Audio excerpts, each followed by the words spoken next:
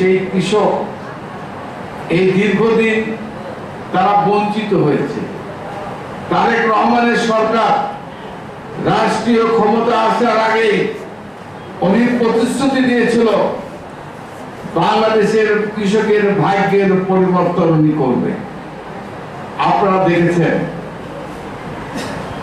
উনি ঘোষণা দিয়েছিলেন, উনি বলেছেন আগামী 3 বছরের মধ্যে প্রতিটা কৃষকের কাছে কৃষি কার্ড পৌঁছে যাবে।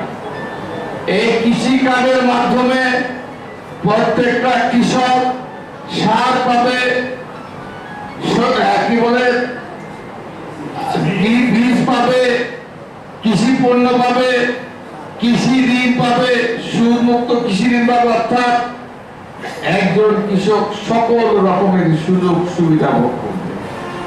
অর্থাৎ বাংলাদেশের কৃষক সবচেয়ে বেশি সরকারি অনুদান, সরকারি সুযোগ সুবিধা ভোগ করবে বাংলাদেশের কৃষক।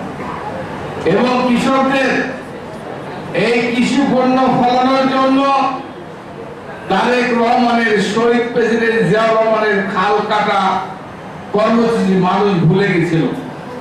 সেই খাল কাটা কর্মসূচি নতুন করে উনি চালু করেছে। কারণ খালি কৃষি পণ্য ফলাতে গেলে পানি দরকার, আর পানির ব্যবস্থা যদি সরকার না করে তাহলে কৃষক কিভাবে কৃষি পণ্য কৃষি ফলাবে, ফলন বাড়াবে, কিভাবে ফলন করবে?